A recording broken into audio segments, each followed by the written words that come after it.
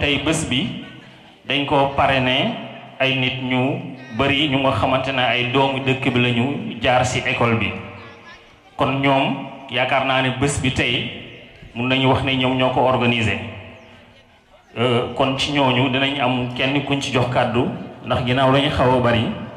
kenn jël kàddu ci seen tur suñu jógee ci loolu tamit dinañu jox suñu ay partenaires yu fi nekk en l'occurrence muy daaw te monsieur Mohamed Cissé représenté ko fi ci Sénégal ak monsieur Mamadou Diop bu Niro te wuute di suñu ay partenaires ci école bi bu ñu jógee ci ñooñu nag dinañ jox kàddu gi ki nga xamante ne mooy monsieur le maire de Fandène te monsieur Mamadou Gueye adjoint au maire représenté ko fi suñu jógee ci loolu nag ñu jox kàddu gi kilifa gi muy inspecteur ko defee moom mu daal di dëj cérémonie bi incha allah rabbi donc liggéey bi daal noonu lañ ko bëgg a doxalee kon sans plus tarder ñu ngi jox imam mu daal di def ay ñaan ñu dugg ci liggéey. julli ci yonent bi jàng Fatiha. أعوذ بالله السميع العليم من الشيطان الرجيم بسم الله الرحمن الرحيم بحق لا إله إلا الله سيدنا محمد رسول الله صلى الله عليه وسلم ولا حول ولا قوة إلا بالله العلي العظيم الحمد لله رب العالمين الرحمن الرحيم مالك يوم الدين إياك نعبد وإياك نستعين اهدنا الصراط المستقيم صراط الذين أنعمت عليهم خير المغضوب عليهم ولا الضالين آمين اللهم إنك عفو كريم تحب العفو فاعف عنا يا رب العالمين سبحان ربك رب العزة عما يصفون والسلام على المرسلين والسلام علينا والسلام على جميع المسلمين والحمد لله رب العالمين الحمد لله jërëjëf monsieur Fall mbooloo mi ñu ngi leen di nuyu yéen ñëpp seen tur ak seen sant xam naa imam Mamor dañ lay gën a sant ndax yar bi ndax teggin yi ndax xam-xam bi yal na yàlla yàggal sa taxawaay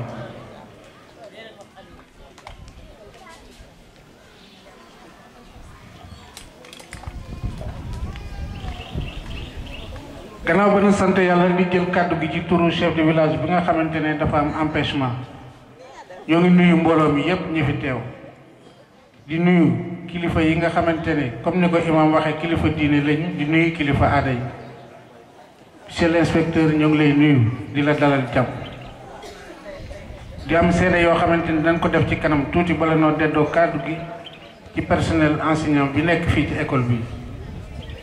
ginnaaw bi nga xamante ne sant nañ yàlla julli ci yonent bi ci turu chef de village nag di jël kàddu gi ñi ngi ñaanal ñi nga xamante ne ñoo indi xalaat bu rafet bii di leen encourager di leen féliciter di remercier ñi nga xamante ne ñooy kilifa école bi les plus hautes autorités de l'école à commencer par le directeur parce que lii ak sant yàlla la ndax école bii boo gisee tey li mu indi ci dëkk bi ci yar ak i teggin soo gisee li mu indi ci am koom ci dëkk bii soo ginee li mu indi ci stabilité ci dëkk bii ak ressource humaine bi am ci dëkk bii ba tax kenn duggul ci lu sa yoon nekkul loolu jar naa sant yàlla te loolu ñi ko fi bay mooy mag ñi waaye tamit ñi jaar ci école bi di fi liggéey ba yegg si fii ñoom it dox nañ ci jéego bu rëy rëy directeur ñi ngi lay gërëm yaag enseignants yi nga nekkal ci école bi yépp seen liggéey dëkk bi yépp rafetlu nañu ko am ngeen ci yar am ngeen ci teggin parce que école bi tranquillisant la kat ndax parent d'élève bu ne da ngay xëy doxi sa yitte sa doom nekk fi du xaañu du dugg ci lu yoonam nekkul sa xel day dal ndax soo wàccee ñibbisi waat sa kër ga ci jàmm ak salaam kon yéen njukkal li leen nit ñi ameel dañ koy xayma rek waaye kenn xamul fu mu mën a yem yal na leen yàlla fay ci li ngeen sonn ci xale yi fay leen ko seen njaboot fay ko ci école bi lépp lu fi waaye sonn yàlla boo ko rëcc initiative yi nga xamante ne ñooy CGE bi te Mamadou Gueye pass yi nga nekk ci bopp bi parents d'élèves yi seen xol sedd na guy ci yéen parce que lii ku ko gis xam ne nit tëddul di nelaw rek pour am ko kon am na lu ngeen daj am na fu ngeen jaar pour am ko kon coono bi ngeen daj pour bégal xale yi ak seeni parents yàlla na leen ko yàlla fay waa dëkk bi day maa ngi leen di ñaan ni leen àdduna yar ak teggin rek moo ko lal ku bëgg a jëm ci kanam da ngay wormaal sa morom te bëgg sa morom nag mooy bëgg sa bopp nañu suturaalante jàppante te lii yàlla bu mu yem tey yal na yàlla dolli nu sutura ñun ñëpp ci darajay Seydina Mohamed wa salaam. ngeen baal ma. Fandène, je veux dire son représentant. Monsieur l'inspecteur représentant, l'inspecteur de l'éducation et de la formation de Thiès département. Monsieur le chef de village de Touba Pékou. le distingué imam Ratib de Touba Pékou, messieurs les chefs de quartier, messieurs les directeurs d'école, mesdames, messieurs les parrains de cette manifestation, mesdames, messieurs les conseillers municipaux, mesdames, messieurs les présidents de CGE, d'APE, d'ASC, de Ndeydiké et d'Amical, chers enseignants, chers élèves, chers invités, au nom de Dieu, clément et miséricordieux, je rends grâce au prophète Mohammed, paix et salut sur lui, à sa famille, à ses compagnons et à Khadim Rassoul. Par ailleurs, j'ai le plaisir d'accueillir toute la communauté éducative à l'école de Touba Pékou à l'occasion de l'édition 2015 de la journée d'excellence. Cet événement revêt un cachet particulièrement important car elle représente l'une des toutes dernières activités à caractère officiel de mon séjour dans l'établissement. C'est pourquoi j'en profite pour pardonner et solliciter le pardon des élèves, des parents, des enseignants, des partenaires, des autorités académiques, politiques et locales pour tous les écarts, erreurs ou errements de l'homme très limité que je suis. Je ne manquerai pas de remercier toute la population et particulièrement tous les hommes et les femmes avec qui j'ai cheminé pour faire de l'école de Touba Pékou ce qu'elle est devenue maintenant. Je veux dire les équipes pédagogiques, les directeurs et les partenaires que j'ai côtoyés depuis ma prise de service ici, le 3 octobre 1982. Dans ce sens, je dois rendre un hommage appuyé à tous ceux qui ont participé manifestement à la transformation de l'école ces dernières années du point de vue de l'amélioration des résultats, de la fidélisation du personnel et du partenariat à travers des réalisations concrètes. Dans ce domaine, je citerai entre autres les partenaires comme la DAV, représentée par M. Mohamed Sissé, ici présent, dont nous saluons la détermination, la collaboration et l'abnégation sans faille. Sénégal Elf Wérén de Doris Raquet, Nouro Towouté, Sénégal France de Michel Gourmarin, représenté ici par Momodou Diop. Le GRAMI, groupe de recherche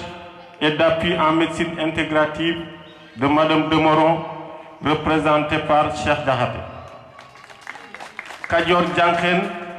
et Tchaïfon à travers Kerou Khaleyi, dont le président est là, M. Salou Sey. Pour cette manifestation, nous remercions spécialement l'ADAV, Nouro Towouté et la commune de Fandène qui nous a offert 24 prix. Concernant plus précisément le personnel, je ne partirai pas seul parce qu'une grosse pointure va aussi quitter pour consacrer sa riche expérience à une autre école. Après avoir fait 15 années de loyaux service à Touba Pékou. Il s'agit de M. Baradiaou, que je demande de remercier et d'applaudir. Ainsi va la vie, serais-je tenté de dire. Les hommes passent, mais les institutions demeurent. C'est dans une certaine mesure ce que 5 collègues ont déjà fait et que nous avons le plaisir d'associer à cette fête. Il s'agit de Aminata Diouf, Salimata Sen, Medoune Diop, Sayer Gueye, et Awa Diop, qui ont participé tous au rayonnement de cette école. Je demande également de les remercier et de les applaudir. Je prie pour l'équipe pédagogique, les élèves, les partenaires et la communauté pour qu'une atmosphère de paix, d'entente et de franche collaboration règne dans cette école pour permettre au nouveau directeur, M. Issa Diouf, de réussir sa mission au-delà de ses espérances. M. Issa Diouf était invité, mais il est retenu par une contrainte de dernière minute. Pour terminer, je saluerai cette heureuse et intelligente initiative de faire parrainer cette journée essentiellement par d'anciens élèves de l'école, à qui je décerne une mention spéciale, tant la réponse a été spontanée, enthousiaste et généreuse. À l'heure du plan d'action volontariste et des contrats d'amélioration de qualité, dans un contexte de crise sans précédent du système éducatif sénégalais, je crois que Touba Pekoum est en train de s'engager dans une voie royale pour régler le problème du financement. S'étendre également vers une éducation de qualité, en passant par une appropriation de l'école par la communauté grâce à un CGE dynamique, dont je remercie chaleureusement le président M. Mamadou Gueye Dipassi, sans oublier l'actuel président d'APE, Salou Sey. J'en profite aussi pour me souvenir et remercier franchement les présidents d'APE de CGE rappelés à Dieu, Morwad, Mbaye Diop et Mamadou Ndiaye Louga. Que la terre leur soit légère. Quant au président Cheikh Diakhaté, Modou Ndiaye Kadior et la présidente Fantawad, ils sont également à remercier pour tous les efforts fournis et les épreuves subies jusqu'à maintenant pour la cause de l'école. Aux élèves bénéficiaires des prix en français, en arabe et en gestion de l'environnement, je dirais de persévérer car seul le travail paye. À ceux qui n'ont pas été récompensés aujourd'hui, je souhaite tout le courage et la persévérance nécessaires pour monter sur le podium à la prochaine édition. Je ne terminerai pas, une fois encore, sans remercier l'inspecteur de l'éducation et de la formation de Thiès département, à travers son représentant ici présent, l'inspecteur Galaye Dieye, chef de district de Pout, pour leur encadrement, leur soutien pour la cause de l'école de Touba Pekoum. Mesdames, Mesdemoiselles, Messieurs, je vous remercie de votre attention. ngeen baal maax rek ndax bis bu demee nii xaj na wax ci anam yi ma waxe bu ci yellee it wax ci wolof it day yell moo tax ma ni maa ngi musu seytaane di màggal suñu borom di julli ci yonent bi di sant Sëñ Tuubaa di balu ak ñépp di bal ak ñépp muy jàngalekat di élève di parent d'élève di li ñuy wax partenaire maanaam ñi nga xam ni ñoom lañu daan liggéeyandool ci école bi muy président APE di président CGE di président AEME wax naa ko léegi ci tubaab tur yi moom amul tubaab amul wolof ñëpp dégg nañ ko ndax ñëpp lu baax rekk leen tax a jóg te lu baax di nga ci xër ba safaanoo ci waaye nag lu baax rek lay doon di wax ni it tey jàpp naa ni mooy bokk na ci bis yi mujj yi nga xam ni ci laa war a yëngutu ci lu jëm ci nguur ca nañ ma ko dénkewul ñu ngi ma fi affecté 1982 le 3 octobre 1982 donc loolu boo ko seetee defe naa war naa mat 33 ans li ko jiitu it ku ne xam na ni fii laa gane àddina fii laa ñëwee ci école bi nekk naa fi adjoint nekk naa fi li ngeen wax di kon loolu ñu ngi ciy sant yàlla bu baax di sant yàlla di santit waa dëkk bi bàyyiwuñu kenn góor jigéen mag ndaw di santit suñuy wayjur tàmbalee ko ci sama wayjur wu góor mi nga xam ni moo ma indi fii en 1961 te fekk wuti dara di sant sama wayjur wu jigéen bu baax di sant sama njaboot di sant sama soxna bu baax duma ci mën a yaatu ci fànn boobu xaj na occasion bi présenté wul waaye kenn xamul ndax tey la wala suba xaw ma ndax dina am beneen occasion pour wax wala déet kon am na loo xam ni mënu ma ko bañ a wax di ñaaxit xale yi ñu góorgóorlu bu baax di ñaax équipe pédagogique bi di leen wax ni nañu ànd booloo nekk benn bu ñu ko defee li ñu bëgg lépp dinañ ko am di leen bàyyi ak ay partenaires ku mel ni ki ni ma ko waxee léegi waa daaw ndax luñ jiit njaaga te ñoom ñooy njaag ku ñëw da leen fee fekk kuy def da leen di dimbali Mohamed Cissé du nu ko sant rek yam ci dañ koy ñaanal di sant ni ma ko waxee léegi Mamadou Diop mii nga xam ni moo fi nekkal Nuroo te wuute Mamadou Diop mooy sëriñu madame Diop bi ñu doon wax Ngenaar Fay te bu doon fi jàngale ak ku ñuy wax madame Sarr ak ñoom Serigne Dieye dans les années 80 à 90 madame Diop moomu promotionnaire Assane Kadam la ca Mbaliñ ñoo bokk jàng doo lycée xaw ma sax loolu monsieur Diop xamoon na ko xaw ma ni waa dëkk bi xamoon nañ kon monsieur Diop li ko boole ci dëkk bi leneen la sax loo xam ni jël na Nuroo te wuute ñu ngi koy sant bu baax di sant yi ni ma ko waxee ci partenaires yi ma lim yépp rawatina Grammy liñ fi tabax ndax bu ngeen ko seetee depuis 2000 ba léegi école bi passé na de 6 classes à 12 ak réalisation yu bëree bëri di wax nag di sant particulièrement équipe pédagogique bii ma nekkal bi nga xam ni li ko jur dëgg-dëgg mooy équipe pédagogique bi 2000 bi nga xam ni ci la monsieur Diaw mi des am fi 15 ans ñoo doon ñoom Moustapha Ndiaye Moustapha Kane Diallo ak ñeneen te madame Diouf mii madame Guèye mii doonoon seen jigéen kon école bi fii mu yegg man naa ne ñoo ko fa yeggale di biral sama cant bu baax ndax kooku sant dong laa ko man mënulu ma ko leneen di ko santal waa dëkk bépp ak parents yëpp muy monsieur Diaw di wax ni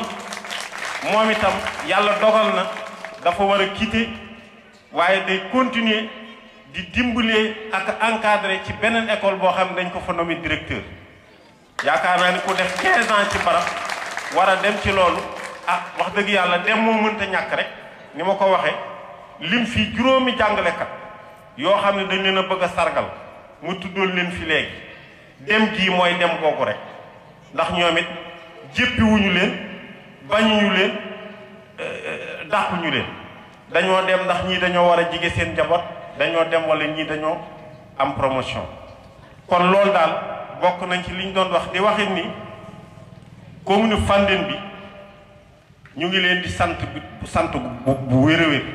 ci taxawaay bi ñu taxaw ci d'abord envoyé ñu l'adjoint au maire bu mu duggee te muy doomu dëkk bi envoyé ñu ay prix lu war a mat 24 prix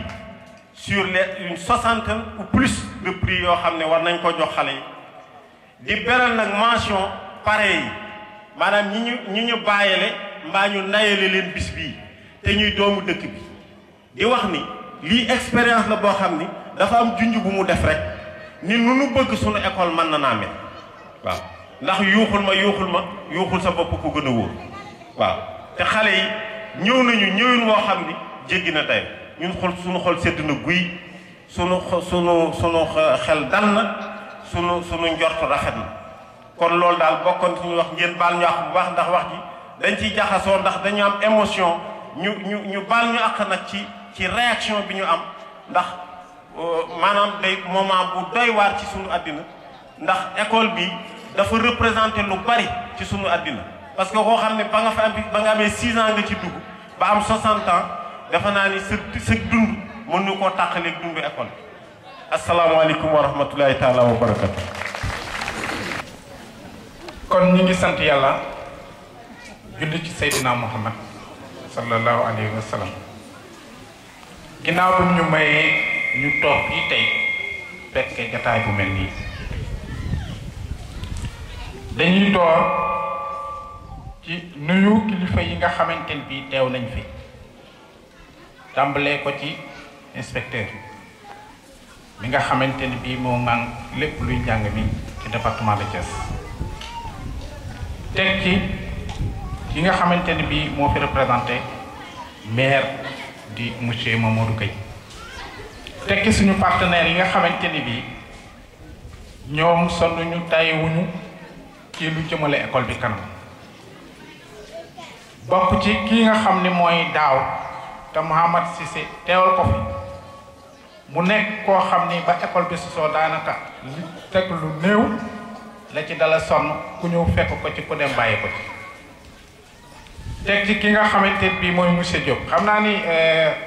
monsieur Bay ci biir waxam wax na ni monsieur Diop sax li ko boole ci dëkk bi bari na dëgg la waaye man mii toog moo nekkoon sama professeur éducation artistique ca Thiès kon yaakaar naa ni monsieur Diop li ñu lëkkaleeg moom bari na ak ñépp ñi nga xamante ni bii teewuñu te nekk ay partenaires école ñu ngi leen di sant di leen gërëm te di leen xamal ni nuyu nañ leen te it boole nañ leen ci bis bi di ci teg ki nga xam ni moo dalal bis bi tey di chef du village ndaxte bu ñu ab dëkk yaakaar naa lu fa xew borom dëkk bu mooy jiitu ca kanam ak ñi nga xam ni ñoom la àndal ñëpp di délégué de quartier yi sonul tey wu ni ci ginnaawam di ci teg nag ñi nga xam ni tey ñoo tax daje mii di am muy parents yi ndax kat parents yi bu école bi amoon ñu téye seeni doom yaakaar naa ni jàng doom kon ñooñu it ñu ñara sant lañ ñu jara gërëm lañ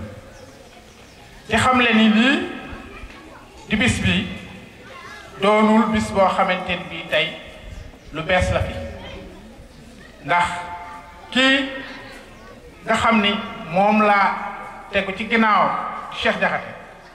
taxawe na ko ay ati at balaa tey ji kon loolu it jar na moom it ñu sant ko gërëm ko ndax it njeexital lu baax li mu fi def moo tax tey muy law ba tey jii ñu di ko baamtu kon kooku jar naa sant jar naa gërëm la ca des mooy bis bii dafa nekk ab joxañ ci lan ci ñi nga xam ni ñooy ndongo yi ndax ndongo yi ci seen bopp lii ñu defal seeni morom tey jombu leen kon dañ leen di wan ne rek képp ku góorgóorlu am nga njukkal boo xamante bi mi ngi lay xaar te njukkal boobu tey moom la ñu teg nii ci taabal ji ngir war koo jukkale xale yi kon loolu ndongo yi ci seen bopp dañ ko war a xam waaye beneen joxoñ bi mooy ban waajur yi ndax it fii ci école bi ñi nga xam ne ñooy jàngalekat yi dañuy teg xale yi ci yoon wi waaye nag la ëpp ci xam-xam bi bu xale bi delloo ba ca kër ga waajur wi dañuy war a jàpp di nemmeeku xale bi di xool ndax mu ngi jàng am jàngu yemul foofu ndax bu ñu seetloo dañuy xool ni waajuri xale yi bari na ci ñoo xamante ne bii xamuñu sax kay jàngal seen doom te loolu bokk na ci loo xamante ne bii man li ma ko mën a tudde ak ñàkk yëg la ndax boo xëyee suba jox sa doom ndékki ne ko demal jàngi muy jàngi ba 13h dellusiwaat ci kër gi kookee di la ci sonnal di la ko yoral di def ci xel ma loo xam ne yow mi ndey ji ak yow mi baay bi mënoo ko lu jaadu na boo toogee ba ci yàgg nga ñëw nemmeeku kooku saafoonteeg moom jaajëfal ko gërëm ko ndaxte loolu mooy war a gor buy jur kon ma bëgg ñi nga xam ne ñooy wajur yi damay wax tey ji ci seen tur ñu xam ni école bi ñoo ko moom jàngalekat yi dañ leen fee indi ngir ñu sol xam-xam ci xale yi waaye école bi waa dëkk bi ñoo ko moom nit ki nag doo moom dara ba pare bàyyi ko mel ni ku ko gett li nga moom da nga ko war a moomale sa bopp di ci jëf di ci wax di ci dindi kon may sàkk ci waajur yi ñuy ñëw ci école bi suñ leen woowee ñu teew saa yu nga xamante ni bii seen doom ñëw na ci école bi sa doom kaay jël si kaye nga ne yow doo dem jël sa kaye ba nga xam ne moom la sa doom jànge kon man damaa njort ni yow sa doom day jàng yéenewu ci moom ëllëg mu doon dara ndax boo yéenee ci moom mu doon dara ëllëg war ngay nemmeeku xale bi ndax mu ngi jàng am jàngul war ngaa xam fan la tolluwaay bi kon ci loolu waajur yi dama leen di ñaax ñuy ñëw ci école bi di nemmeeku seeni doom di waxtaan ak jàngalekat yi ndaxte jàngalekat yi moom seen warugar dem li ma ci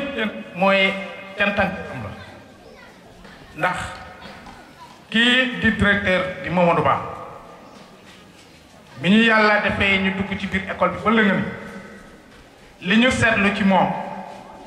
yaakaar naa ni jërul sax di wax ndax école bi ku fi dugg rek xam ne école bi yokku na école bi set na partenaire bu fi nekk day kontaan ndax danaan yéen de seen école bi moo wax dëkk yàlla bu école yëpp meloon ni moom kon coono doo am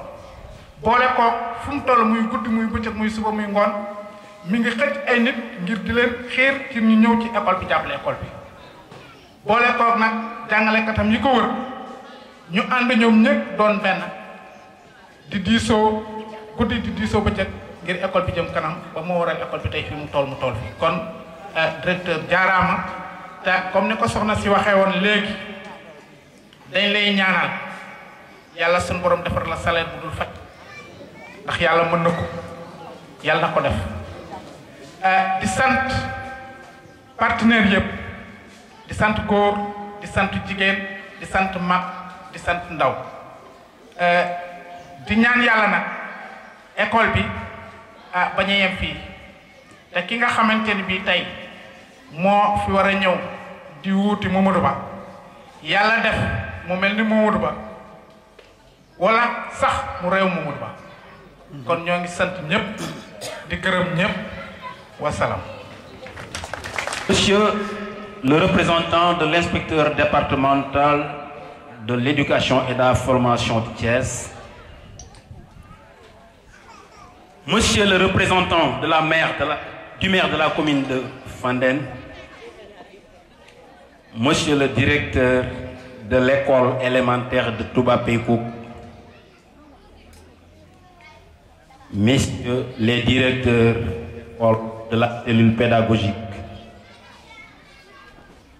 Mesdames et Messieurs les membres de l'équipe pédagogique de l'école de Touba Pekouk,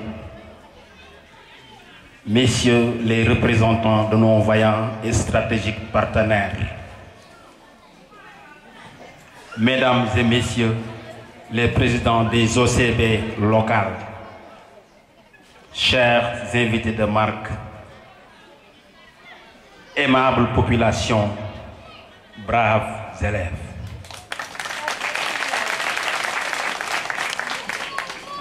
Nous célébrons aujourd'hui la journée dite de l'excellence qui revêt un caractère historique doublé d'une importance capitale. Que d'histoire pour l'école qui, n'eût été l'accord de nos ascendants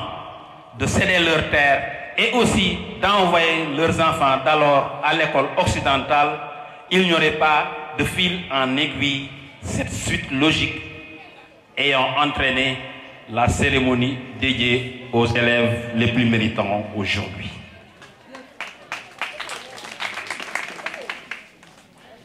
De prime abord, l'école de Touba Pekouk nous a enseigné tous les rudiments du savoir qui nous ont permis d'obtenir l'avoir. Dans ce ordre d'idées,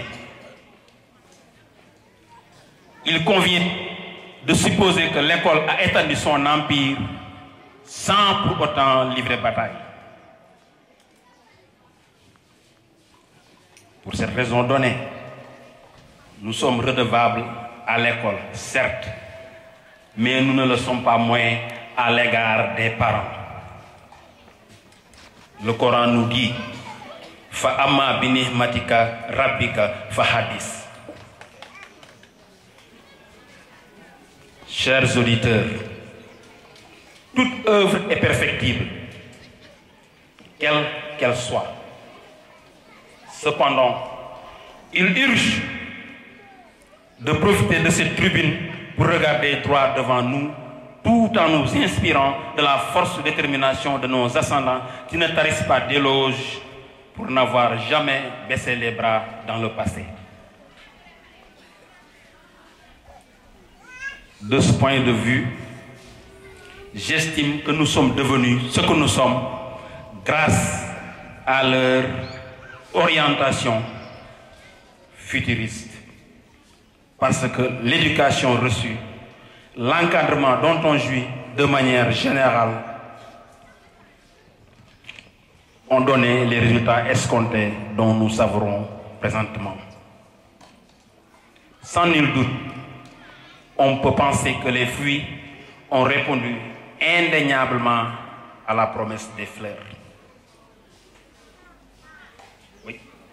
Ainsi, l'école de Touba Pékou a inscrit dans ses annales ce que l'histoire retiendra, si et seulement si. Elle a produit une ressource humaine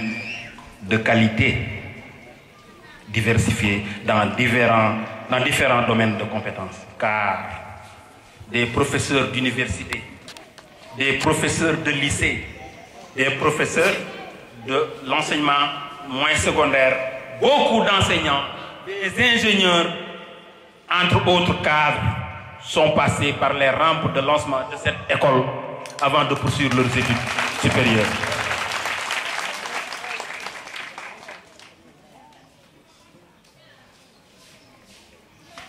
Loin de faire un discours moralisateur, bien au contraire, j'appelle ensemble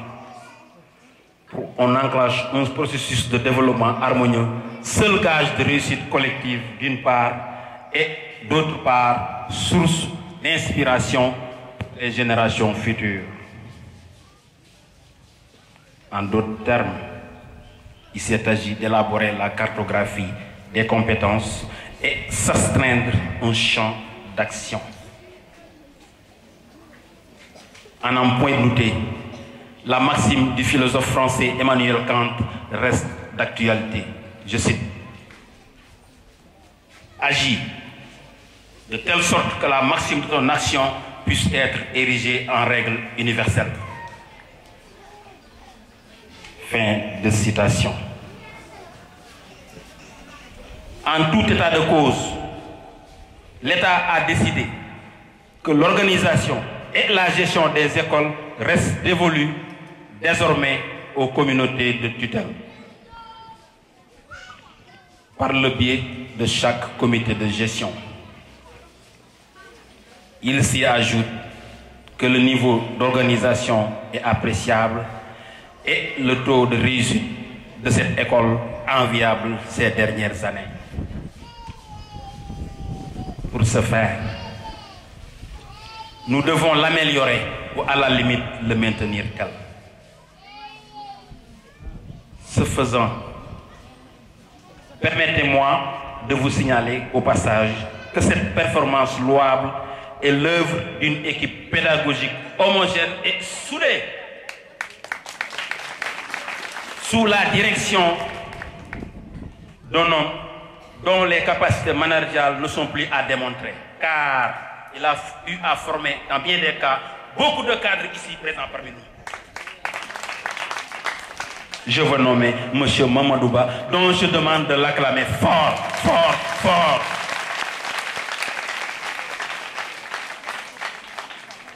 Amnet. Du reste, sachez que vous avez tous les félicitations objectives et les remerciements sans complaisance de la communauté éducative par le canal du comité de gestion dont je porte humblement la voix. bien que ma modeste personne importe peu. L'essentiel, à mon avis, est de vivre notre communauté, notre école, parce que, à tout point de vue, on doit être animé par la détermination de nos forces, armé de nos opportunités pour combattre avec efficience nos faiblesses, mais aussi et surtout anéantir nos menaces pour, le cas échéant, arriver à bon port. À cet égard, il sied d'élaborer une statistique, fixer un objectif SMART pour mesurer un résultat. Un objectif SMART, oui, parce qu'un objectif doit être spécifique, mesurable, atteignable, réalisable dans le temps. C'est d'actualité. Je dirais d'emblée qu'il faut oser et croire, toujours faire face aux défis à relever, parce que l'effort fait l'effort, à l'instar de ces élèves qui font montre d'abnégation et de vertu qu'on honore aujourd'hui. Tatulen.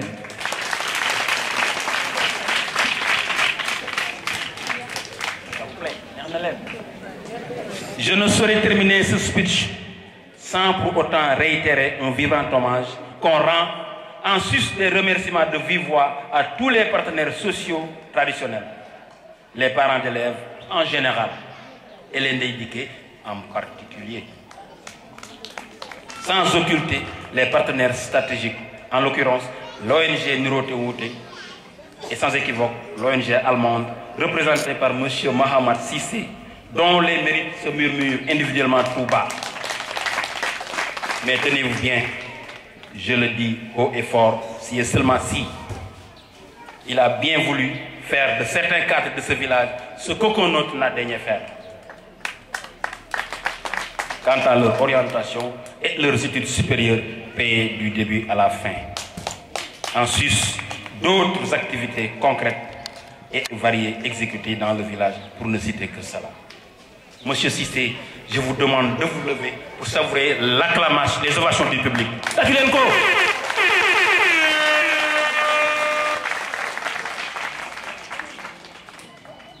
L'occasion nous est offerte pour remercier finalement la gouvernance locale qui a bien voulu contribuer largement à la réussite de cet événement en mettant à notre disposition un lot important d'articles scolaires. En somme, et de manière générale, nous réitérons nos vifs remerciements éternels à l'endroit de tout le monde ayant participé de près ou de loin à la réussite avérée de cette journée, dès lors que vos différents gestes nous vont droit au cœur et illustrent à plus d'un titre votre engagement à nous accompagner pour un avenir radieux et rayonnant au profit de notre chère école.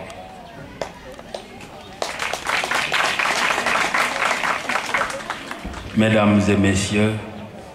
je vous remercie de votre attention. Assalamu alaikum wa rahmatullah wa barakatuhu. ñoo ngi sant yàlla bu baax di julli ci yonent bi sallallahu alayhi wa sallam di sant suñu sëriñ di sant suñu ñaari wayju bisa ngi nii boo xamante ni bii tey li mu ëmb lépp dafa bari ndaxte fi nu toog tey xëy na lee màdd gi nekku fi daxaar gi nekku fi waaye mango gaa ngi fi ba tey kon nag dëgg-dëgg fàttaliku démb ak cosaan dafa baax bokk na ci fonk sa bopp bu nu fi toogee tey di màggal bis bii di jox ay neexal suñuy doom ak suñuy sët dëgg bu nu santul yàlla warewul parrain laa ci sama doom parrain la ci mais dëgg war na noo sant yàlla ba waaye nag école bi li mu am jomb ko ndax lan dëkk benn toll xam naa ni paas yi dina nekk président avec un grand P mais Paycook day nekk Paycook avec un triple P parce que Paycook foo dem ci monde bi tey Paycook mu nga fa am un très grand P te man de daanaa wax naan dëkk bii benn dëkk du ñu toll ci man te mooy dëgg ci man it nag ku mas a am ngay sama xarit wala sama àndandoo fekk xaw ma ne Paycook lépp rek laa dëkk nu ànd fii nekkagoo sama waay te ba nëgg loolu laay dund li école bi am nag jomb ko ndaxte am na ku fi nekkoon de jàmbaar yi fàkk tëdd manqué woon na yéeneem tey ji yéeneem ci lii gis naa ci ak mottali ko muy kan monsieur Baye Dieng newoon na ma maa nga madu li ma réccu de mooy ñàkk a toog Paycook ba retraité kon nag tey fi élève am nekkee retraité fi ci école bi kon yéen a ci yegg te it monsieur Dieng nous a dit un jour que parmi les errants qui est passé par mes mains sera facilement distingué. Baye Dieng ne woon nañu soo demee taxawaalukat ya taxawaalukat ba ci gas samay loxo man Baye Dieng dina neex a xàmme ah man mii la doon wax man la doon wax ndax taxawaalu naa te ba may taxawaalu damaa taxawaalu fulla ak fayda fa ma doon taxawaalu koo fekk xam ni kii am na loxo yu mu jaar ba ma gàttu si samay étude oo ma fu ma jëm damaa dem Ndakaaru jënd sama siwo jënd sama chiffon jënd sama brosse di raxas oto ñu may fay oto bu nekk 1500 francs par mois raxas naa oto ba raxas oto koo xamante ni kii ñoo bokkoon benn classe di jàng école ma di ko dame ñu koy wax mu amet loo ci Sénélec saa yu may xam na ko lu ma def bindu fu ñuy wax union ko formation bu Paris étude par correspondance comptabilité di fay par weer di fa jàng ca Paris te nekk Ndakaaru gii loolu lépp ci Baye Dieng ku ñuy wax Sami Boukaroum ma ko def sa oto baag ma xool baag ma sas pay gi metti na kaay sama école ma bind ngay jàng ci dootoo fay ma defa comptabilité dafa BTS secrétariat ba am sama diplôme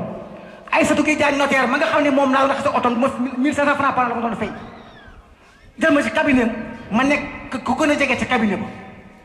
ba ni ma fa jóge te nag loolu yëpp jom ak fulla ak fayda moo ko jur te li ko jur moo di dëkk bi li mu tuuti tuuti te sew ñi fi mas a daje di ñu yàlla jàpp mas a am fulla ànd am diine bokk gëm seen bopp kon lu ñuy jur ñu war a gëm seen bopp et aussi j'en profite pour vous apprendre une leçon que je vais retirer d'une récitation dont Mamadou va se rappeler. Il disait, ô fils qui m'écoutez, tirez donc une leçon de moi. Il disait que le roi n'a pas encore récompensé mes services. Si vous travaillez pour vos enfants, vous serez peut-être remerciés. Si vous travaillez pour faire les hommes, ils vous jetteront peut-être des pierres. Si vous travaillez pour le roi, il vous oubliera peut-être et vous laissera mourir de faim. Apprenez donc à travailler pour votre satisfaction personnelle. Soit que vous réussissiez, soit que votre entreprise court lamentablement, ne vous alarmez pas. Seul votre conscience en paix vous donnera votre récompense. C'est Chiba Bolo qui vous a dit. Man nag loolu laa mës a gëm dama ko jàngee dama ko bind denc nit li naa parce que ndekete woo kooka man maa taxoon ñu bind kon nag wax dëgg yàlla du jar ñuy gudd mais nag directeur bii ñëw il a du pain sur la planche. Faut qu'on le dise. Ndiaga li wér te wër moo di ma kenn mais jaxasal la ndax Mamadou Ba va en retraite. Diaw va ailleurs. Qui sera Ndiaga et ses collaborateurs. Je sais que say nelaw fan yi du neex loolu ndaxte ku koy tàggu kii tàggu la am nga problème. kon nag Ndiaga ki mu nekk nii yaa fi Mamadou yaa fi Diaw bu kee ñëwee kat yow li mu lay jiite yow la fekk yaa koy wan yow te nag Ndiaga yàlla bu yaakaar tas école bi dañ koo fonk de te kii ñëw fonk ko kon nag mën naa bañ a gudd ñoo ngi ñaan yàlla école bii ni mu sekkee ni dugub bi suuna ku fi toog yàlla nga sekkee ni dugub bi suuna noonu tey bëgg nañu ci dëkk bi bëgg suñu njaboot bëgg suñu àndandoo yàlla yàlla def lépp di xéewal sutura ak teraanga jërë ngeen jëf. asalaamaaleykum mbooloo mi man maa ngi nuyu ci ku nekk ci turam ak santam di commencé nuyoo bi nag di ko jëmale ci chef de village ci turu DAHW donc association allemande pour l'aide à la lutte contre la lèpre et la tuberculose bi ma représenté fii di nuyu également monsieur le maire di ko yóbbante aussi suñu nuyu mais di nuyu tamit monsieur l'inspecteur de l'éducation et de la formation ak monsieur Mamadou Ba directeur sortant ak toute équipe bi nga xamante ne bi dirigé na ko at yi mu nekk fii en tout cas di nuyu ñëpp ñi fi teew parents d'élèves yi élèves yi ak gan yi nga xamante ne bi également ñëw nañ ci bés bi tey bon man xam naa sama wax du si bari lool dama bëggoon rek remercier président comité de gestion ak kuréel yi mu àndal bi ñu amee en tout cas esprit continuer journée de l'excellence bi nga xamante ne bi objectif am mooy primer en tout cas meilleurs élèves yu école élémentaire vraiment di kontaan ci initiative bi je crois que bon ñun yàgg nañu intervenir ci village bi mën naa wax ne daaw nekk na fi 36 ans bon à l'époque bi ñuy intervenir ci affaire éducation ak affaire formation ñu bari dañuy yàkkoon dañ doon rêver mais fekk na ñun rêver wuñu woon xamoon nañu que ne fruits yi du nekk à court terme mais à long terme la mais yaakaar naa ne tey su village bi eggee fu mu egg mën naa wax que ne ressources humaines yooyu ñoom ñoo tax mu egg fu mu egg donc vraiment initiative bi ngeen jël di poursuivre dynamique bi di en tout cas primer gosses yi di leen encourager bon ñun ñu ngi ci kontaan également di féliciter xale yi tamit mais surtout en tout cas parents yi mais nag di encourager ñeneen ñi je crois que en tout cas ñëpp am nañu mérite et je crois peut-être même que dans l'avenir bon dinañu gën a xool nu ñu mën a fexe ba bon ku nekk ñu primer la en fonction véritablement de li nga produire je crois que aussi dana gën a yaatal affaire bi gën a mën a tax ñëpp gën a encouragé wu.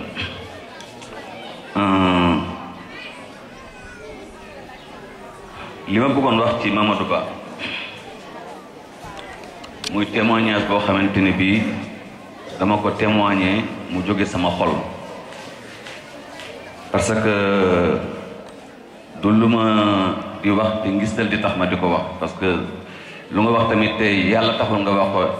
yàlla moom xam na ndax yow li nga wax gëm nga ko wala gëmuloo ko mais je crois que man bi may galopé ak Mamadou mën naa wax que ne depuis 1986 la donc juste 2 ans après 4 ans après mu ñëw fii ci école bi mais je crois que Mamadou tu as marqué ta postérité et ñun ñi galopé ak yow ay moments yoo xamante ne bii c'était des moments les plus durs de l'histoire des villages ñun am na témoignages yoo xamante ni suñ ko defee ci contexte boobu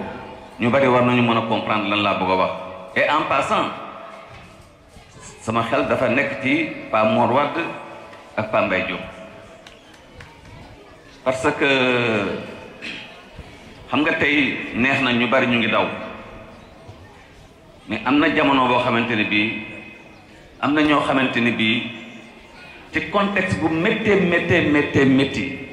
la ñu xeex ba tey ressources yi ñuy wax ni tey su ñu nekkee tey c'est grâce à ces vieux yi nga xamante ne bi ils étaient tapis dans l'ombre ci li ñu doon xeex pour village bi développé wu certainement sax doon pour seen ñoom ay doom yu ñu jur mais c'est pour ñoo xamante ne bii tey li ñu nekk tey ils le doivent grâce à ces vieux là donc je crois que ñooñu nañu fexe ba bu ñu leen fàtte ci histoire bi il fut des moments ñi may wax ni xam nañu c'était pas comme ça aujourd'hui village yi bu nekkee lu bu nekk tey am na ñoo xamante ni bi hier ils sont battus dans des contextes extrêmement difficiles donc bu ñu leen fàtte et je crois que aussi dans les années à venir mais nañu xool aussi ñooñu tam nañu leen di primer pour marquer seen postérité donc man loolu laa bëggoon wax lim ciy wax en tout cas Mamadou moi je te félicite di la ñaanal nga am en tout cas une retraite très paisible je crois que tu l'as mérité tu t'es battu man xam naa ci lu bari mais li nga defi da nga ko defal sa bopp yàlla tax nga di ko def ko et je crois que repos bi ak retraite bi gën a paisible nit ki mën koo am di ko dund mais yàlla moo koy jox te ñu ngi neen yàlla en tout cas yàlla may la nga am repos boo xamante ne bii vraiment paisible na ci li nga def lépp aussi ci nit ñi mais yàlla na nekk ay effet mais également ci sa njaboot donc ñu ngi leen di féliciter di leen gërëm en tout cas di féliciter élèves yi fi am ay prix yëpp di wax que ne bu soow yàlla déwén incha allah bu ñu fi yàlla bàyyee ñun dinañ jël engagement pour que tous les élèves seront primés ku nekk en fonction de li nga produire ci la ngeen jëf. maa ngi nuyu ñëpp seen tur ak seen sant di ko commencé ci imam bi wàcc ci autorité académique yi ak politique yi di nuyu parents d'élèves yi di sant personnel enseignant yi te jiital ci monsieur Ba tey sama présidente moo ma yónni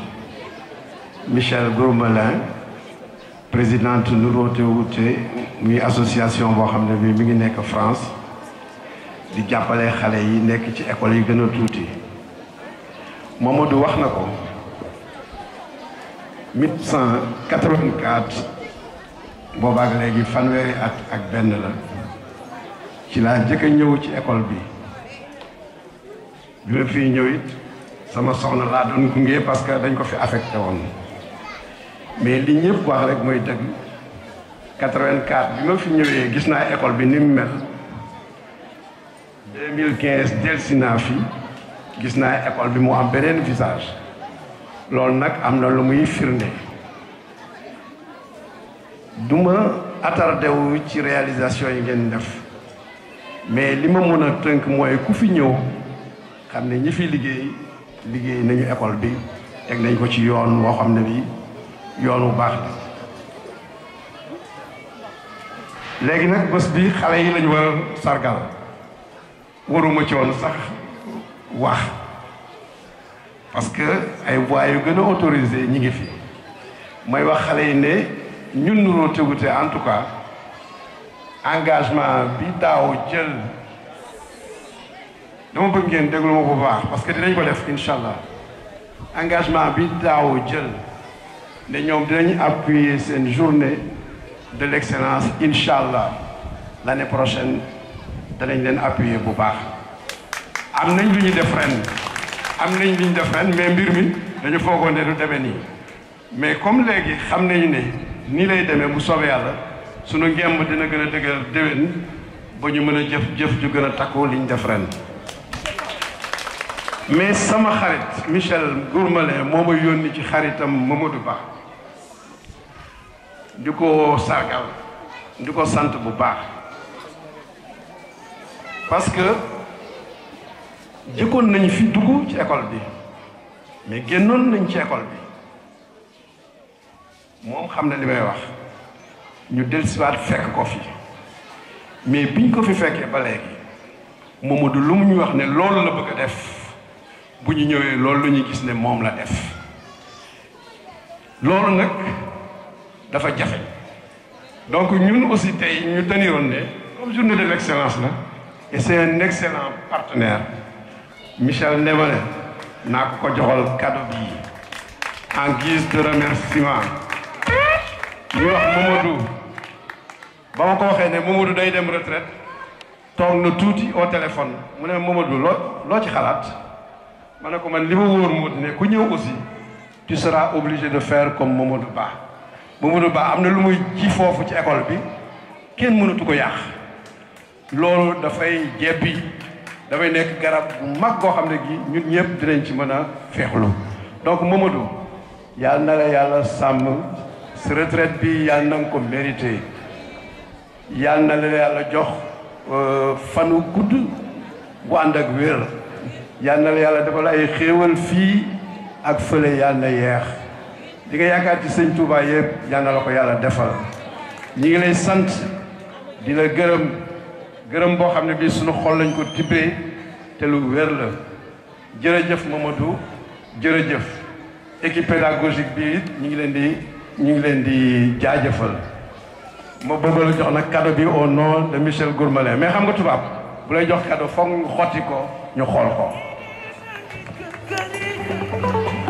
liggéey di ko matal nañu leen yombalal liggéeyu jàppandal di gunge leen kontaan naa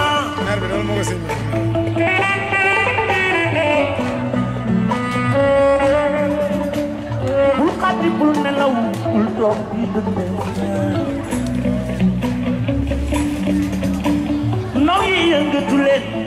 toog kenn mën a subu wane na ni bu doon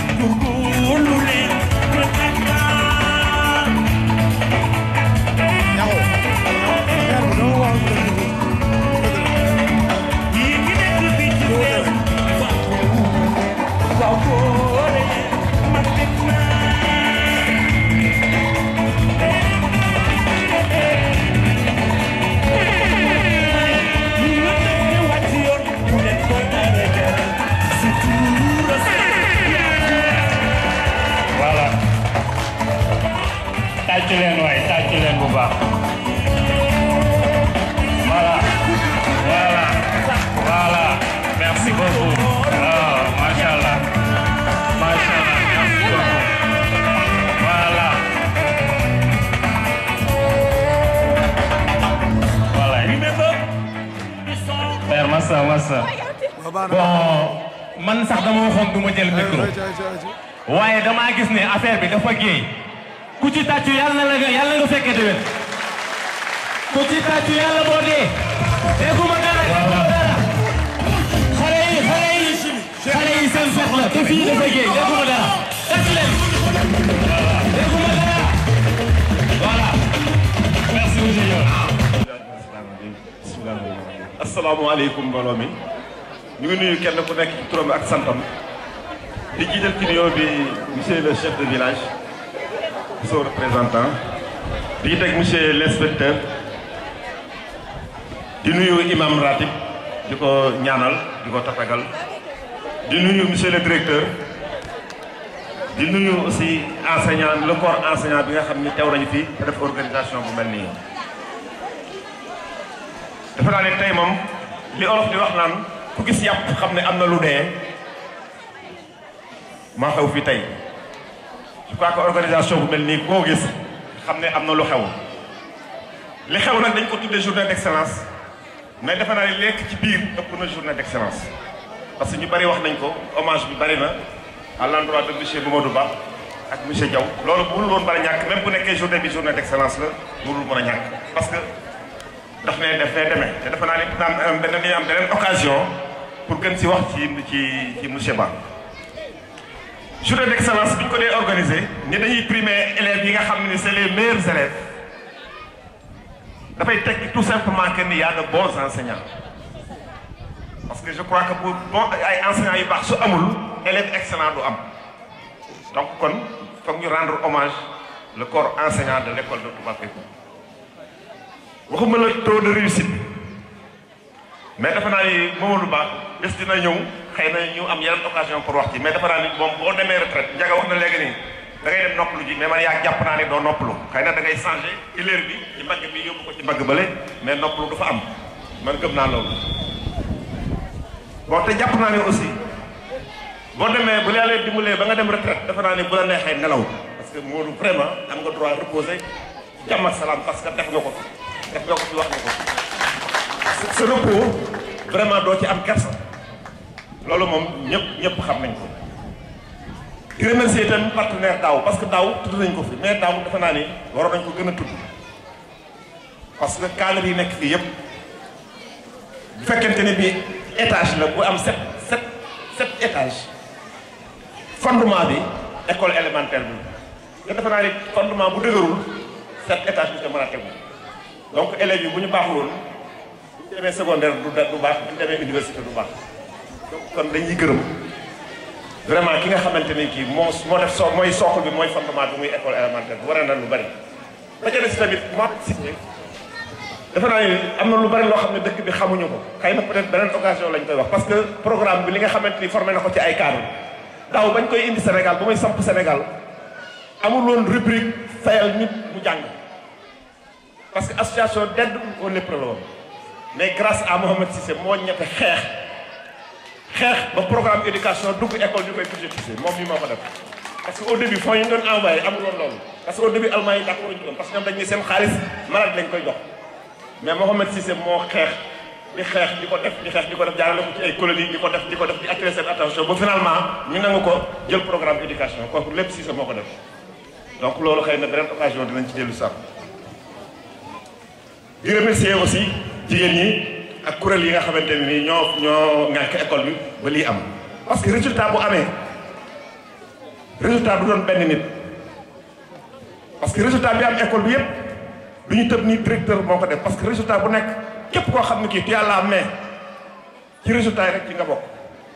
muy ba ci gardien bi ci résultat école bi la bokk jigéen ñi parents d'élèves ci résultat yi lañ bokk ñëpp ci résultat bi lañ bokk mais nag dina am pilote bi day nekk Modou Ba ñu leen ci remercier boo xoolee dëkk bi le taux d'admission ci baccalauréat bi man defe naa ni dama bañ a juum mais dégg naa ci benn rajo benn région boo xamante ni bii la mu am ci ay bachelier defe naa ni li doppeeku am moo ko ëpp ak résultats yi ni mu méttee bac yi ni mu méttee yaa combien 4 xaw ma 5 bachelier bari na ay centre yoo xam ne amuñu benn bachelier donc tubaapeeku bu fekkee benn village bi am na 4 bachelier ak bac bi ni mu demee ren defam bi dégg naa ni 100% la presque ñëpp a jàll loolu ay indicateur la yoo xam ni dafay wane performance ci école bi moo tax nag foofu ma fiy appelé en tout cas Ndiaga am na ko wax léegi parce que Mamadou Ba même bu fekkee day noppalu ji comme ni nga ko waxee Ndiaga yow moom sa liggéey mi ngi commencé même bu baax mu ne noppalu yow yaa ngi soog a commencé liggéey parce que ëllëg lu ñu mën a dégg ñu ne directeur bu bees bi la performance bi école bi am dafa war a continuer warul dellu ginnaaw te loolu mi ngi ci seen kaw. bon di remercier aussi monsieur Diaw parce que sànq dama defoon ni bayag man ndax Diaw xëy na dafa ndekkiwul parce que daaw ni mu xumbe woon ak ni mu doon animé ren da koo deful mais commencé na yëngu léegi kon na xëy na peut-être dafa doon tere mais vraiment daaw la gënoon a yëngu xëy na tey xëy na wala boog li ñu ko affecté moo tax mu mer di gelu peut-être looloo tax mais daaw gënoon na gën a xumb may wax nag alors mairie Fandène dina demeurer nekk toujours partenaire traditionnel Touba Pekoum parce que ñun je crois que bu ñu fi nekkee askan wi ñoo tax te école bi dafa nekk ci loo xam ne li compétence décentralisée la dafa nekk suñuy prérogative ñu war ci di ci voté ay budget di ci jàppale école bi te loolu defe naa ne dinañ ko gën di def jamono yi passé signé nañu benn convention ak benn ONG bu tudd EAA Eau Assainissement Afrique buy liggéey ak la direction de l'assainissement signé nañ convention ak maire Fandène pour ay toilettes publiques ci école yi ak ay sanitaires ci dëkk yi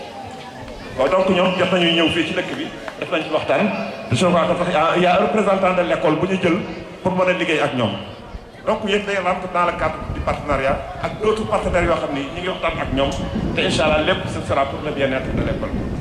donc comme nag sans plus tarder ñu ngi leen di gërëm di leen jox aussi nuyu maire bi te xam ne maire bi nee na moom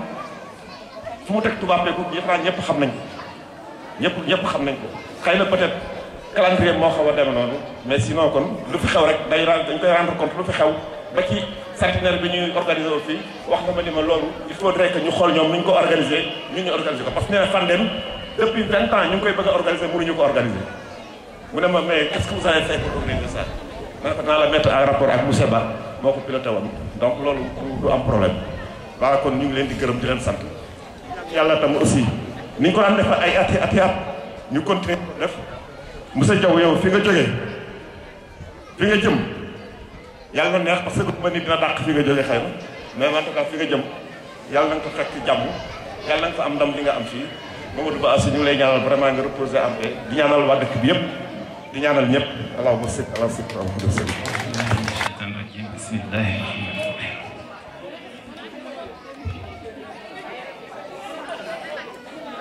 Monsieur le maire de Fandène, monsieur le chef de village de Touba Pekouk, monsieur l'imam, messieurs les partenaires, monsieur le directeur de l'école de Touba Pekouk, chers enseignants, chers parents, chers élèves, j'ai l'honneur et le plus grand plaisir d'être là au nom de l'inspecteur de l'éducation et de la formation, M. Dagobert Zakaria, et à mon nom propre, en tant que chef de district,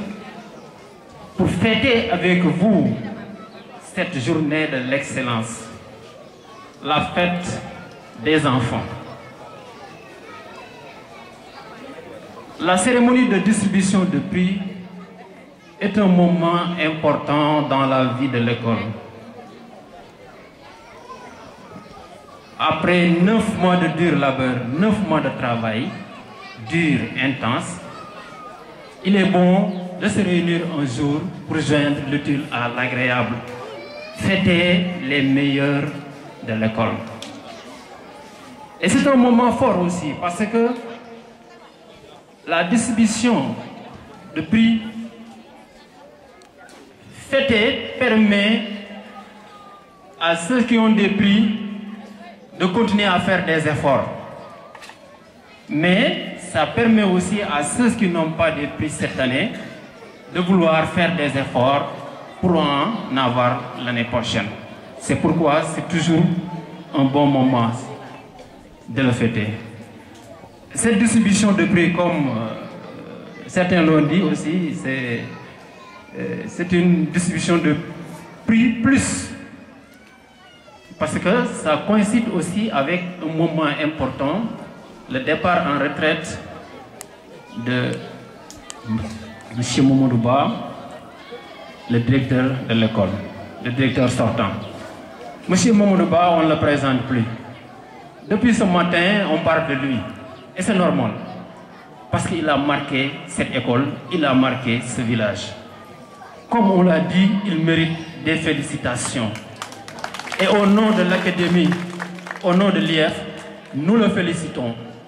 pour tout ce qu'il a fait pour l'école sénégalaise. Alors,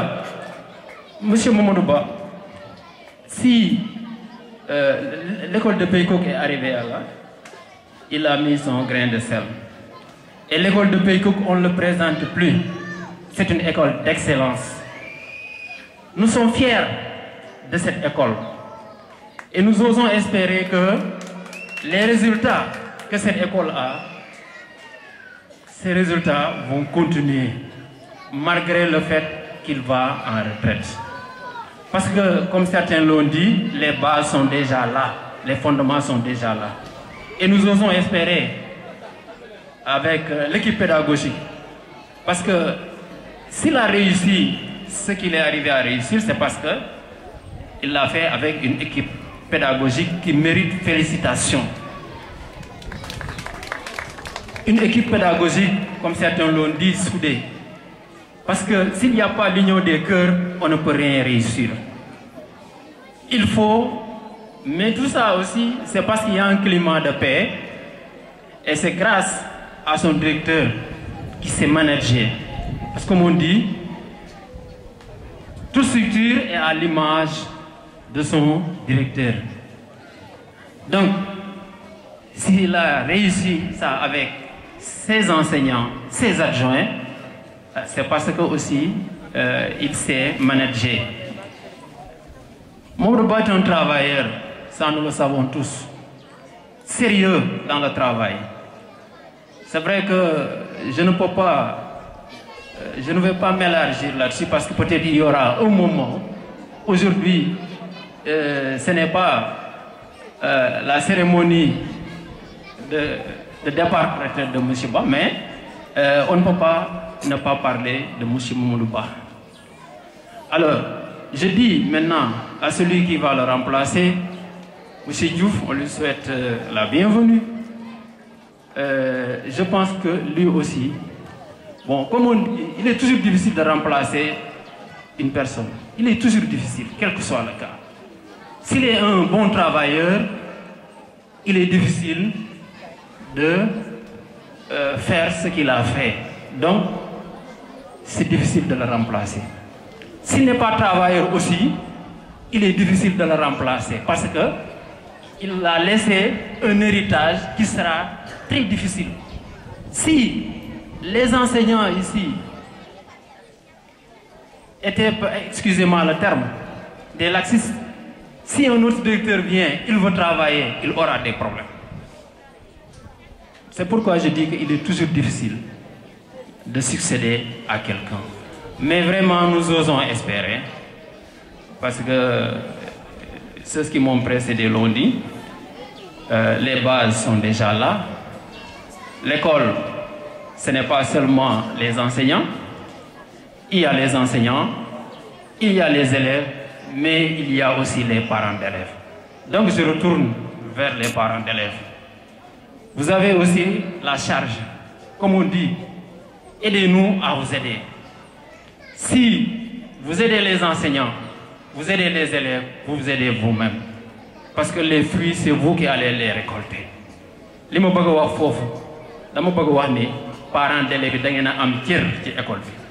Kontaan naa lool ci ñi ma dégg fii ñu wax ci ñi ko wax ñëpp ci dëkk bi lañ dëkk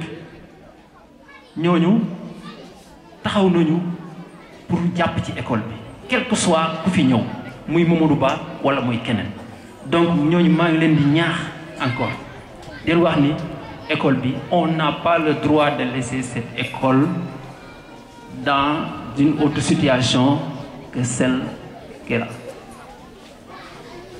Donc parents yi li ma leen di wax rek continuer leen jàppale leen enseignants yi jàppale leen élèves yi jàmmu enseignants yi moom mooy seen jàmmu doom moom mooy seen jàmm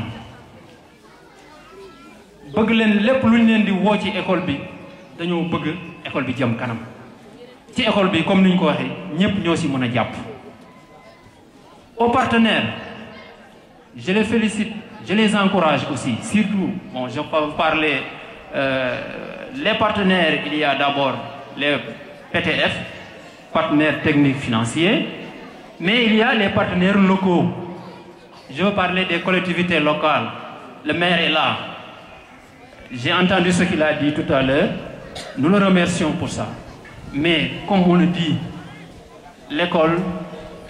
le premier partenaire de l'école, maintenant c'est les collectivités locales. Vous devez tout faire pour la réussite des apprentissages, la qualité. Et ça, c'est entre vos mains d'une part. Donc, nous vous exhortons à donner davantage de moyens, à aider davantage les écoles. Aux élèves maintenant, je leur dis de continuer le travail. Vous êtes l'avenir de demain. Voilà. Vous serez demain là à notre place. Donc vous devez travailler.